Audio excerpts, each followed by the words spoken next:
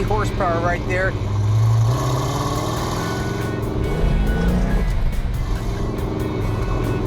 Boy, that feels good. Our 1969 Dodge Super Bee 446-pack 4-speed, all numbers matching car from way back in Season 2 is complete and ready for the very emotional reunion with its owner. Before we do, let's take a long step back in the Graveyard Carz time machine and see how this car got started.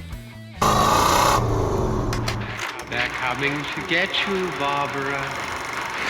In Springfield, Oregon, dead Mopar muscle cars are coming back to life. Restored by Mopar master Mark Warman. Joined by his out-of-this-world cousin Dougie. Oh, hi, Mark.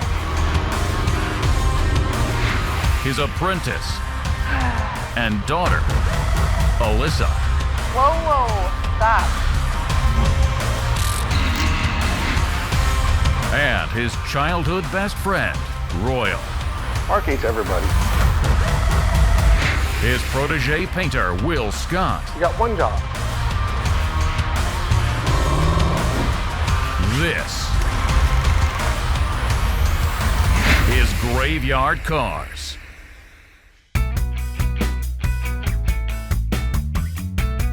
So one of the first things I wanted to do when the car showed up here was to validate its originality. Car's only original once. It needed to be restored.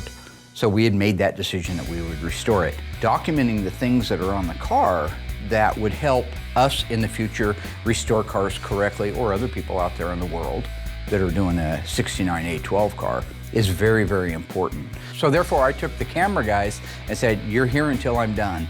We talked about the originality of the bolts and the fasteners that were on the car, what made them original, how we knew it was supposed to be done when the car was done. It's allowed us to be able to get where we are now and restore the car the exact same way. We started at the very front of the car and worked our way to the back. That is a date-coated vent glass.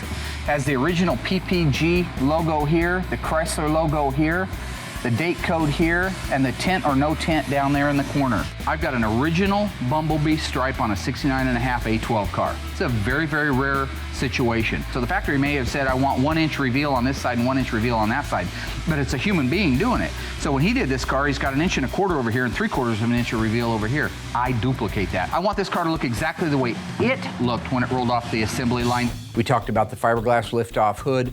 This car was an original paint car. If you look at it in this footage, it's all original paint. It never had anything done. This is an F6 spring green color. So even though the car was wearing its original paint, I thought that it was important, just again for historical purposes and for documentation, to check the course support numbers, make sure that they match, make sure there wasn't a typo in it. Check the one against the trunk lip. In this case, everything matched the fender tag and the dash, which all match the title, which all validate this car along with the serial number on the engine and transmission as a pure, all numbers matching 69.5 A12 Super Bee. And we got a WM23M, as in Michael. That means it's a modified engine application. All 69 Dodge Super Bee started life as a 383. That was the minimum factory engine that came in a Super Bee. If the car was destined to be one of the 69.5 M code spring cars like this one is, then they changed the call out that would have been for the 383 Magnum, and they made it an M for modified. Then you got 9, which is the year, and A, which is Lynch Road. They were all built at Lynch Road. We discussed the carburetors at length, that we had the original correct carburetors, just needed to have Scott Smith up at Harms do a complete restoration on them. We talked about the exhaust system, the original Dana, the numbers matching 446-pack engine. Now, all of these cars were Super Track Pack cars. That means they had the code A34 on the fender tag. A34 meant that you had the 410 gear ratio. 4.10 turns to every turn of the drive shaft. That is the lowest gear ratio that the Dana ever came with. In fact, it's the lowest gear ratio any of the Mopars in that era came with. Original hangers, which are always gone because people got to change things. They can't just leave well enough alone. I look at the condition of this. This is amazing. Other than needing detail, this is the rear finish panel that is always beat to death. If it hadn't been for the guardrail at the racetrack, that car would have been survivor quality. Well, my understanding is the accident was at the drag strip. He was doing a quarter-mile race like they did back in the day. You can see it was actually a pretty good impact into the wall, and he was moving. It started at the front and raked its way down the entire side. He didn't want to drive the car looking like that, so it got parked, and the decision was made that someday we'll fix the body and paint. And as time went on, it no longer just needed body and paint, it really needed some restoration work. And that's why it ended up setting so many years before we got it. There's an enormous amount of originality that can be documented when you're working on one of these cars. Whether it's what finish a bolt had on it, or where that bolt went, what the markings on the bolt, if they happen to be unique.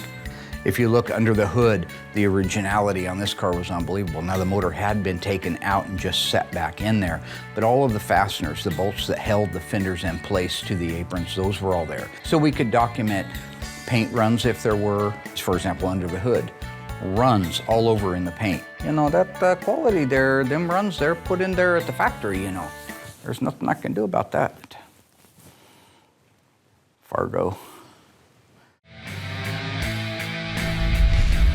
It's kind of funny, this is such a unique car, but with all the changes Graveyard Carz has gone through over the last decade, from the time that car showed up, we've covered a lot of ground. One of the things we didn't really cover much was the bodywork on it. Now I was here and I was working with Ryan. He was my body man, phenomenal body man. So I did get some still pictures of the car. We did not replace the fender. We repaired it. We did not replace the door, we repaired it. And the quarter panel that was caved in, right near that sensitive area on the quarter panel where all the style lines are, Ryan metal finished that off. The only rust that was on the car was the bottoms of the quarters. We did have to replace the bottoms of the quarters, so Ryan hand fabbed those sections for down low. The rest of the car was pretty darn straight. One other quick note is in one of the photos you'll see what Dave talks about later, that his dad had put an automatic transmission in this car. Might have been what was in it when it hit the wall, who knows. He wanted to go faster, automatics can shift faster, so he put that in there. At the back of the tunnel, for the 4-speed hump, it's cut out to accommodate the shifter for the automatic transmission.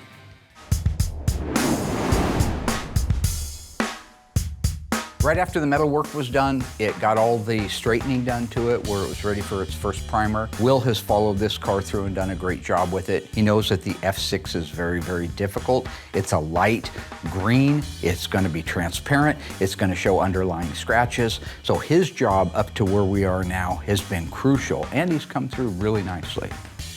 It was a very challenging car. It's a very transparent color. So it's not like you go in there, put 1 or 2 coats of color on, or it's not a single stage either. So it's a base coat, clear coat, and you're looking at 7 or 8 coats to cover. I always hated the transparent colors because you're in there hour after hour putting paint on, trying to get it to cover. Get a couple coats on, wait, you know, half hour, let it dry, tack it off, a couple more coats, and it's just very methodical. Go back to our FK5 burnt orange car that I promised the owner of it I would paint myself, and I did. It was 11 coats to cover that car. 11 times around that car with paint. And then you put on top of it, it's a metallic, so that prep work needs to be just spot on perfect so you don't have any sand scratches. So you got the prep work that has to be great. You have to take into consideration it's a super transparent color. Then on top of it, it's a numbers matching car. This is just all original, gorgeous car. So when it comes to the stakes in the paint shop, they couldn't be any higher than on this car. It's one of those paint jobs where you just can't rush anything. Take the time, do the steps, and the car will come out perfect. And I have to give Will credit. He did a fantastic job of getting his head around the quality that was needed on the car, what was going to have to happen to make sure we didn't end up redoing something, and following it through to the end. The car comes out amazing. Everything I paint comes out amazing, but that also helps because I have a really good helper and a cut and buff guy that really makes my paintwork look nice. So we have our 1969 Super B that's all been painted, all the jam work's done. I had my helper Michael go through, and he actually details these all out correctly, and he lays them all out on a nice, neat, orderly fashion. And then he cleans out all the threads in the doors. Once Will had finished with the car completely, it was ready to assemble. It had got its wet sand and buff done to it. Next thing was put the car together and get it back to the owner.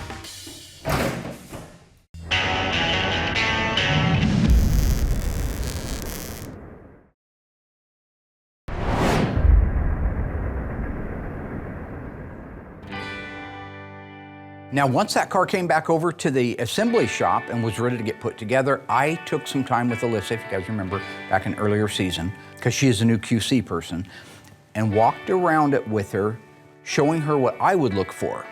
So this is really exciting for me to be able to get to work with my dad for a little bit. He's really busy, so this never happens. Getting to walk around the car and see the details with the paint and the gaps is especially important when you're doing quality control. So right now you're looking at a car that looks beautiful. Just came out of the paint shop.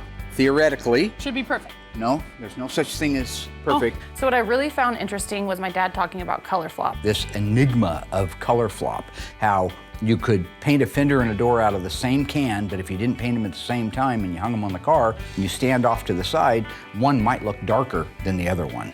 That's color flop. I took the time to show her what to look for. This car had none of that. So it never occurred to me that even if you're using the same can of paint, that timing matters. So if you spray half the car, leave that can sitting out, and you get back to it the next day, the color's actually gonna be different and you're gonna run into problems later. So another key point that I wanted to share with Alyssa is always my pet peeve, and that is gaps. So when we're looking at the fender and the door, we're making sure the gap is consistent from the top to the bottom. And is it the same width of a gap that you would see on the driver's side? This may seem wide. I've seen these gaps all over the place. There may be a fine last minute adjustment once we put the hood on it, but this right now looks great. When you're at the level we're at and you're doing the cars that people want done because they mean something to the family, they want them to look at least as good as they did when they rolled off the assembly line. I want them to look a lot better, and that's why I took the time to go over all that with her. Now, I have a question. For who? For you, where are Okay. the hood hinges on this one? Or They the should hood? have the hood hinges in place, right? Yeah, why don't they have I don't know why they wouldn't have the hood hinges in place if we're gonna paint it like that, because it's gotta be adjusted and painted at the same time. Are the hood hinge? They're not body color, right? Yeah, they are. Oh, Yeah. God. Great. So they should be back there painted in theory? Yeah, well, yes and no. This being a 69.5 A12 Super Oh, B God. has a fiberglass liftoff hood that doesn't use hood hinges. It just sits on these 4 hood pins. Okay, Dad. Education. No, I admit I do have fun torturing poor Alyssa. She knows most of my shtick, but she still doesn't know when I'm sneaking up on her. When my dad messes with me, I'm not having fun, he is. That's an opportunity for him to show how much knowledge he has and how much he knows, but look who he's going off of. And I love it. Remember the old messing with Sasquatch commercials? I love those. I'm not trying to down myself, but how does that make you feel good? I don't know. And that's not a shot like you look like a Sasquatch. It's just, you probably don't need the Sasquatch. Cut the Sasquatch. So I just finished the build out on Mr. Johnson's 446 pack engine for his 69.5 spring green Super B. What a color, just an incredible color. Love it so much. We've got the engine done. My son Eli helped me hook this up to the engine run stand. Come on, baby. We had to do a few minor adjustments to get her to kick over and fire off. Come on.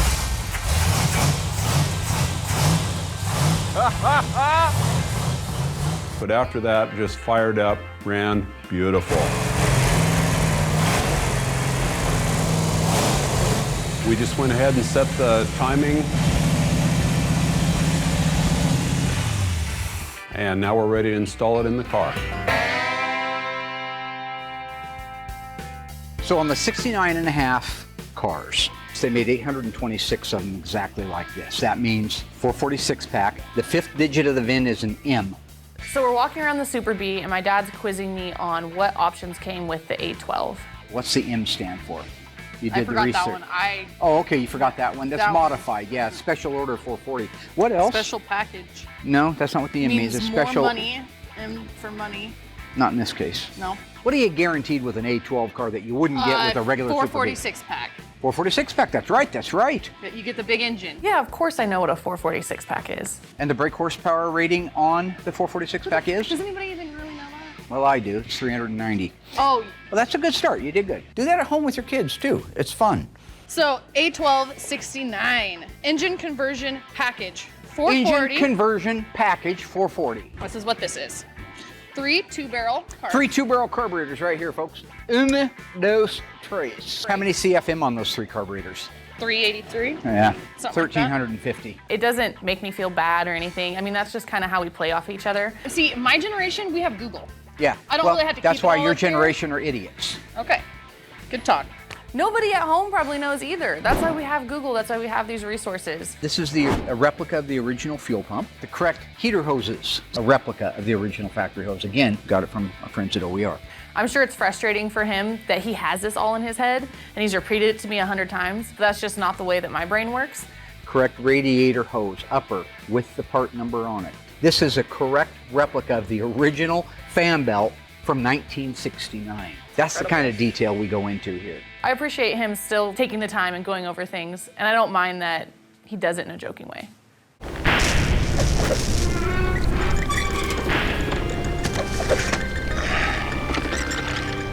In previous episodes of Graveyard Carz, we restored this beautiful Top Banana A57 Rally Package 72 Charger. It was a 318 with air conditioning. What transmission did it have behind that? Was it automatic, 3-speed manual, pistol grip 4-speed? If you think you remember, stay tuned after the break. We'll let you know how you did.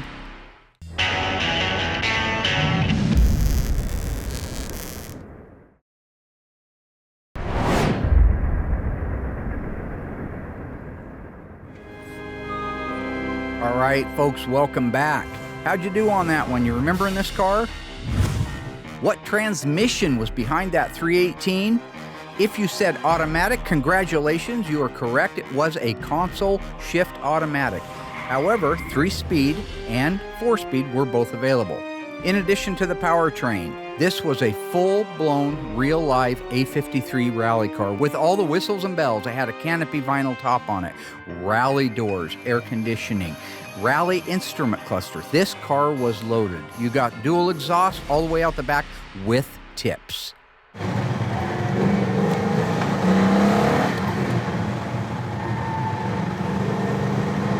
See where your dad liked it? Yeah.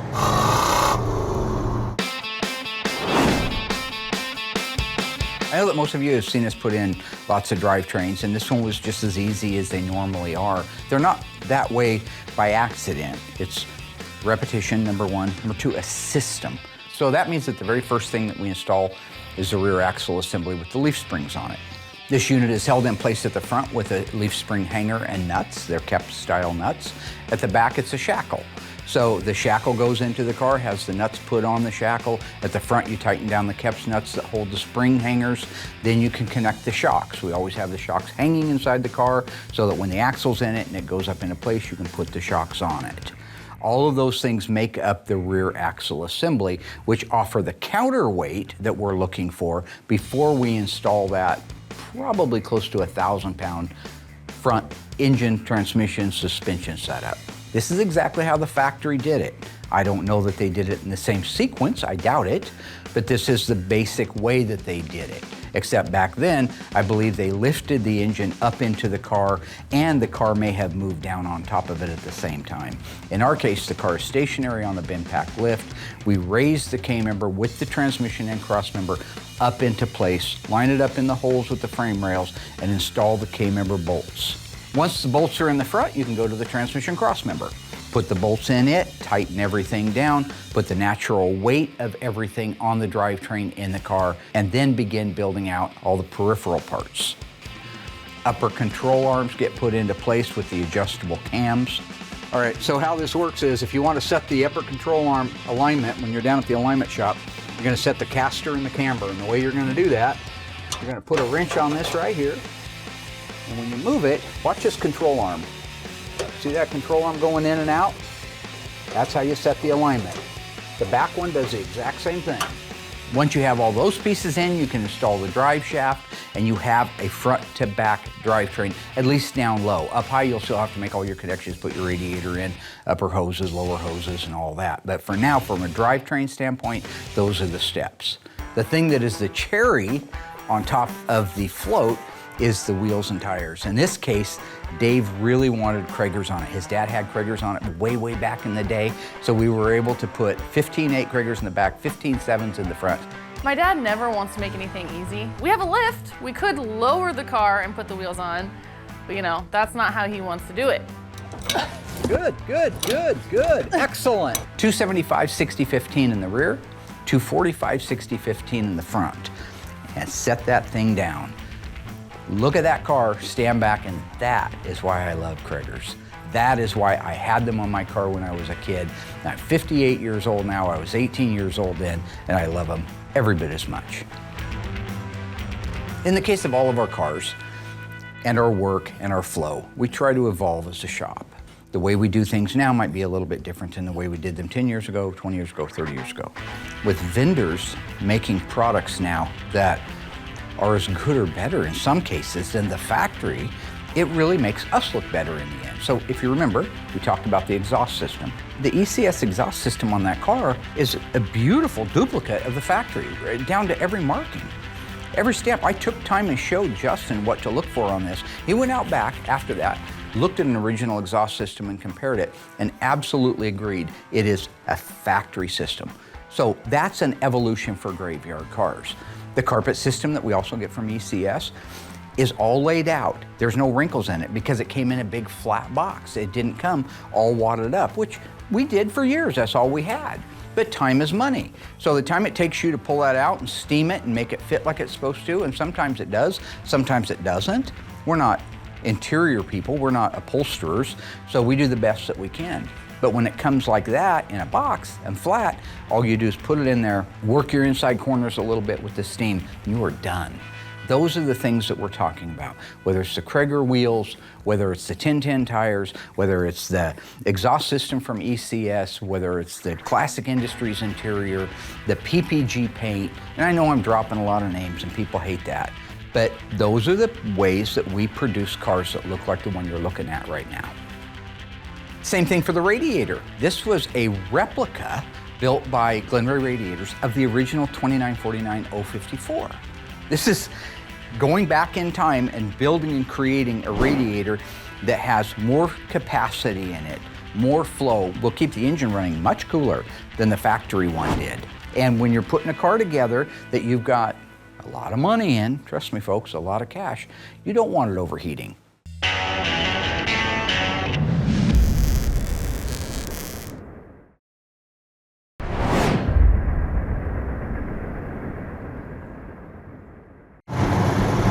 Now, do you have an open account at the police department? We get along well. Once the drivetrain was installed in the car, we could cut Justin loose to put the rest of it together. I've never worked on a Super Bee before, so getting to learn the process of this car, I know some things aren't that much different, but just the unique features of this car was just a really cool thing to do. He actually restored the original grille. It's just a sleek looking grille, and I actually got to restore this one, so that was one of my favorite parts. But where we were at now is interior door trim panels needed to be installed, along with the pieces that go on with the door handle, the armrest, the window crank. Make sure you clock the window crank in the right area. Instrument Specialties did a beautiful job on the dash. In fact, I actually took extra time to show him some of the things that were so right about that. These are all re-chromed originals. Wow. This is the original faceplate, and it's all re-chromed with hand-done lettering. I love sending our stuff to them because when it comes back, I don't have to do it, number one, so that's one thing. But two is just know that Mike and the team back there do a phenomenal job, and they look the way that they did when they were brand new, and they're not a bunch of aftermarket replacement parts. Sometimes that's the only choice you have, sometimes it's the only choice we have. Stuff's missing. But this was an original dash, and so they were able to renew it. How did they do that? How do they get the re-chrome on there? They chrome the whole thing, and then they black it out. Oh, and then they black it. Yeah, Gotcha. if you just look at the gauges, that's the original mileage right there. Oh, so he opted not to switch it back to zero. When his dad last drove the car, that was the mileage, and I think that's such a great tribute to his father. They didn't put decals on the faces like some people do of the instruments. They actually did the photochemical process. Looking at it, it's a masterpiece. With it done and knowing that everything works the way it's supposed to, Justin was able to put it in the car. We restored the steering column here. Again, Justin did that work. He did a phenomenal job. Used a nitrocellulose lacquer on the column so that it had the same sheen as the Instrument Specialties paint did on the dash. And that's the way they were from the factory. I think it was called Jewel Black or Black Jewel was the original code. So after that, Justin was able to install the front seat, the seat belts, and the rest of the things that it takes to make the car complete on the inside. Oh, look at that. That thing slides nice. It works. Locks in place. Excellent.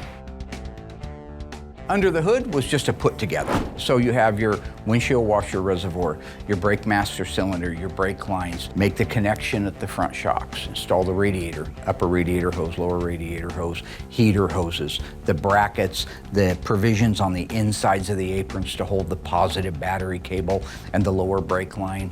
All of those are the little things that when you're done and you look at the engine compartment, it looks like 1969. Everything. I got to learn so much doing this. You know, it had the bumblebee stripe on it. It had the fiberglass hood, which is just really cool concept for this car. So I really like doing that. So all the decals, the color was gorgeous.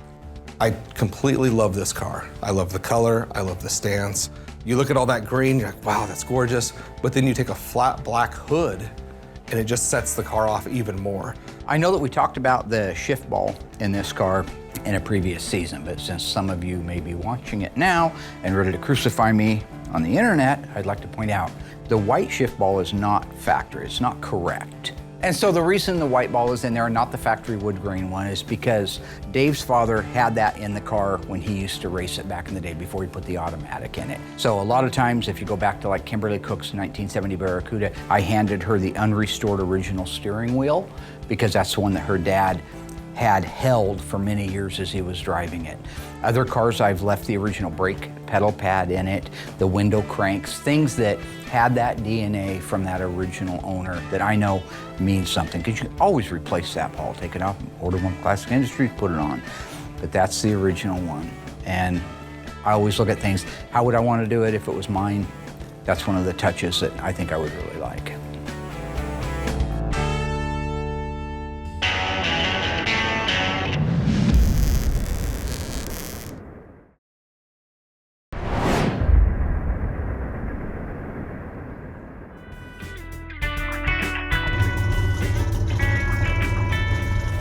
All right, Maiden Voyage, here we go. 69.5 A12, 446 pack, 4-speed car.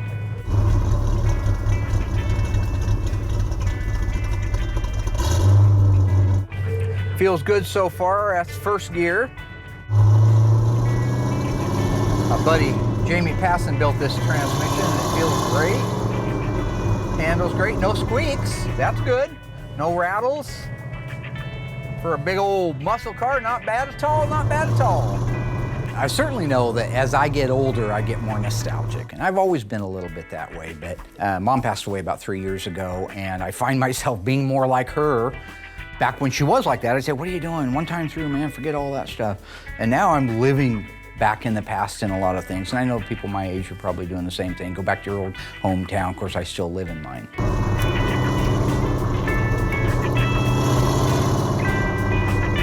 For me to be able to drive a car that I only dreamed of when I was a kid, never thought I would have one, didn't figure I'd even want one by the time I was an adult. But at that time, I would have loved to have it. Here I am driving around the streets of Springfield.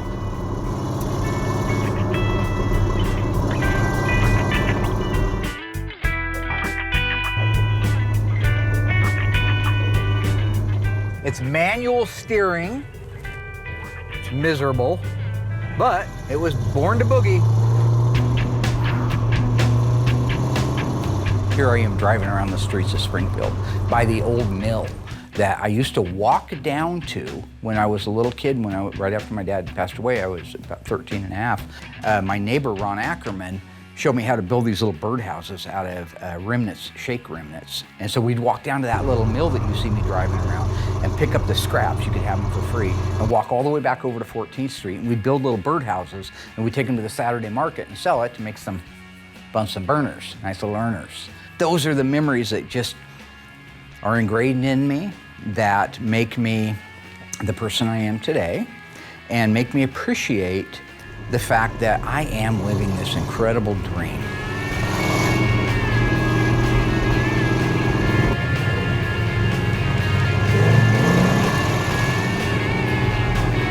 Boy, that feels good. Now that's torque.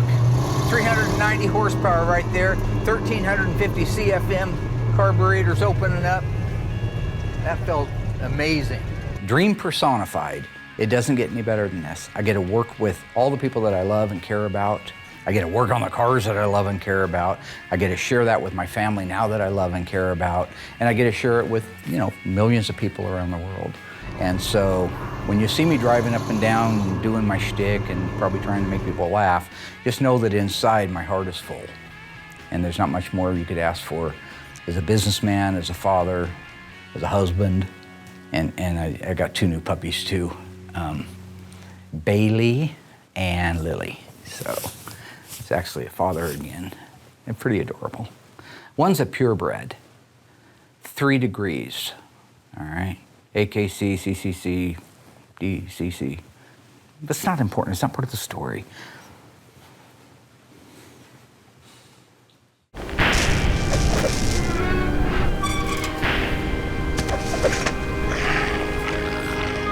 In a previous season of Graveyard Cars, we restored this beautiful numbers-matching 1968 Dodge Charger RT. True or false? This legendary muscle car featured the 426 Hemi. If you think you know the answer to that, stay tuned after the break and I'll let you know how you did.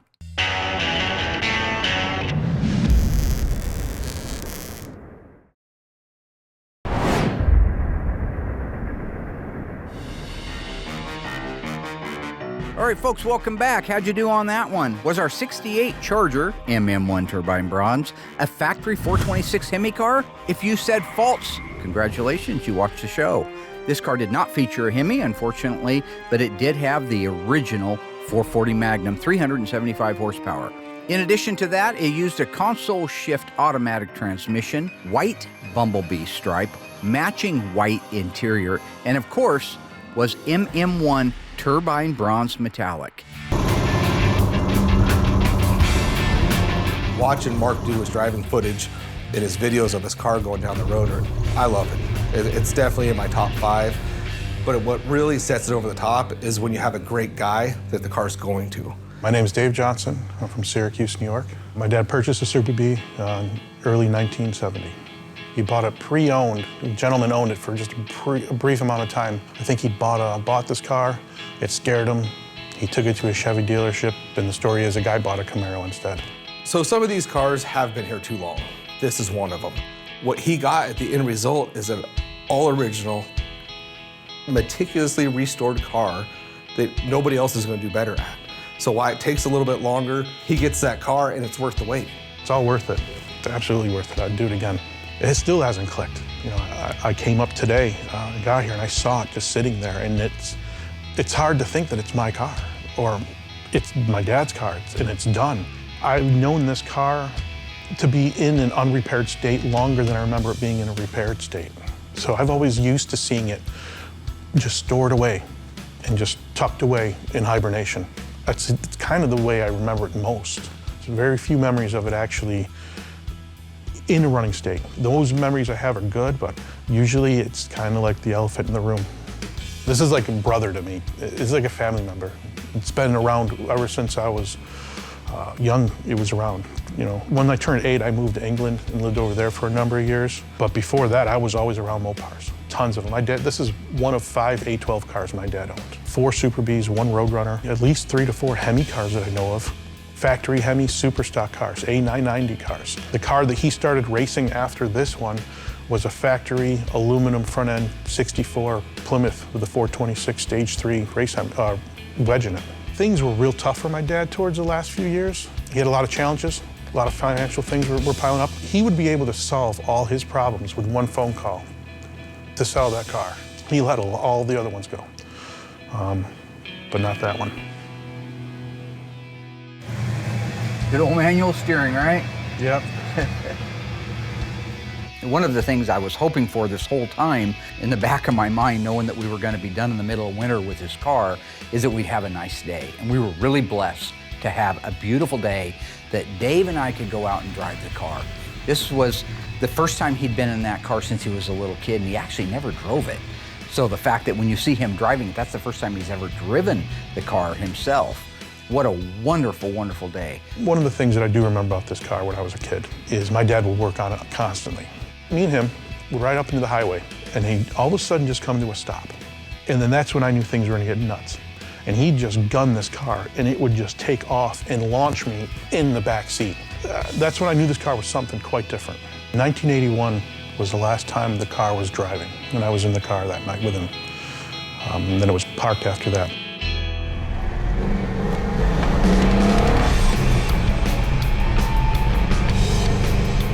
See why your dad liked it? Yeah. My dad raced the Super Bee. He did race it at the drag strip. He often went there, but then he had a couple other race cars that came along. And then he kind of put this one, not aside, it became his favorite car. And you didn't want to tear it up on this trip.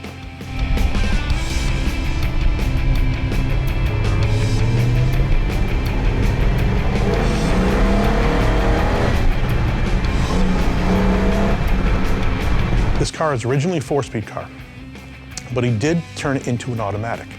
He raced it as an automatic because he felt he had more consistent times with an automatic transmission. It was a 4-speed car, went to an automatic, and then back to a 4-speed. So my father worked at New Process Gear in Syracuse, New York. They make the transmissions, the 4-speed transmissions. I guess he had a relationship with Tony, and he would restore the 4-speeds for Tony. He'd drive down, pick up some cores, bring them back up, restore them, and he'd bring them back down to Delaware, where Tony was. I've never personally met Tony, but my dad spoke highly of him. Now, do you have an open account at the police department? We get along well. I had owned a few of my own cars. I owned my own Super Bee, 383, B5 blue, B5 blue interior. And my dad told me, hey, you're not doing anything with this car. Why don't you sell it? And we could do something else with the money. And I said, no, I've always wanted a Super Bee. And he said, well, you have one. It's a green one. And we were gonna do it together. So my mom told me she learned how to drive stick in this car. I remember that. My mom loves this car a lot. Gonna drive? Yeah. I'll set a park and brake on. I've never driven this car. I've ridden in it, never driven in it. I'm apprehensive about driving it. I want to drive it. I want to enjoy this car. All the work that everybody here has done, I want to enjoy the car. So that should be first there.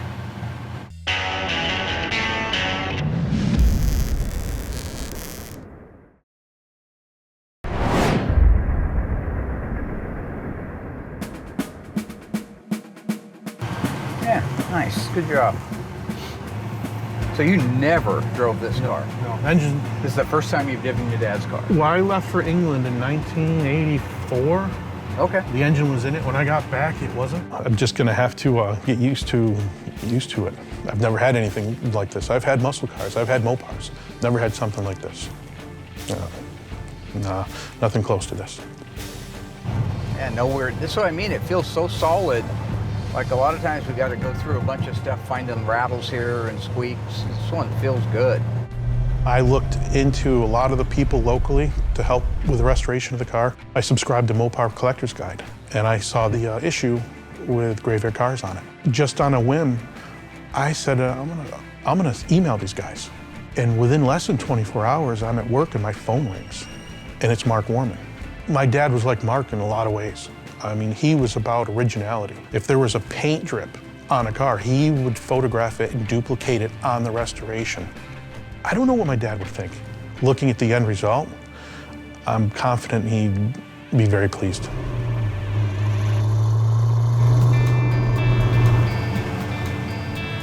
You can leave it here if you want to. Hate to see you wrecked in the I car. can't thank you enough. I know that you sacrificed a lot, and I know that I'm not paying nearly enough for what you and your guys have done. It's all good, brother.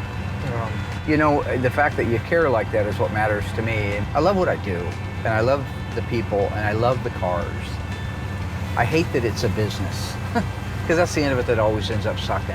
It's because somebody gets mad because you're too late. Like, I want to thank you equally for, we're so far behind on it. You never once made me feel like crap. You never once made me regret doing it. I was thinking like, man, this guy's been so patient. It's been so many years. He never leaned on me one time. He never tried to make me feel bad. He just said, I understand, I get it. And he knew we were also doing it at a, really, really discounted competitive rate to help him. I know it was a goodbye for you, but I did it for that because when I heard the story, a heartbreaking story, that's what my heart told me to do, and that's what my mother raised me to do. So I'm glad you were able to work with us on time, and we were able to work with you on money and bring you back this. It's the nicest car we've ever jumped in and driven and not had at least something. It's really cool. It's like this was meant to be right now at this point in your life, and now your son's around where you can have fun with him in this car for the next 40 years. Will you bequeath it to him? Oh, absolutely. It's his car. It's his already? It's already his. Well, that didn't take long. I will enjoy this car. I will take this out. I will go to car shows with it. I will enjoy it with my son. It's his car. It's not even my car. It's his car. It's going to go to him. It's not going to hide away in my garage. Like I heard on the TV shows, we're just caretakers for these cars. That's all we are. Yeah. Nobody owns any of these cars. Right. You're here for a while. I've known many, many car collectors, and when they're gone, people come in and pick the bones apart, and it's almost heartbreaking because that person loved them and cherished them, and I know you will with this. Yeah. Here's your phone. Dream maker. It's so rewarding for all of us to be able to return something to a family that meant so much to them. Such history in this car. Yeah, my son and I are going to take our first drive probably to get some ice cream. And there's a place around the corner, an ice cream place that my dad actually worked at in his teenage. His first job was at a place called Gannon's, right around the corner from us, and we're going to go there. Taking into consideration the length the car's been here, how great the car looks, you have a phenomenal client that's about ready to get it. It really just makes all of it worth it. It's just such a beautiful car. It's really been a pleasure to work on this particular car. You can kind of feel proud that you were able to be a part of this, making his dream come true. I know he's waited a long time for this car, and it's just very rewarding. I was getting ready to get out of the car with him. We had just finished our road test, and he just told me that he knew if I had not done this car, it would not be done. That he wouldn't have had the funds to do it somewhere. He wouldn't have trusted anybody else to do it. What can you say about that? It's humbling at the moment, and it's emotional at the moment too. And when somebody tells you that, guy to guy, it means a lot. It means the world. There's a few things in this world I'll take with me when I go, and that compliment from him is one of them. We never know which lives we influence or when or why. Not until the future eats the present anyway. We know when it's too late. Stephen King, 11/22/63.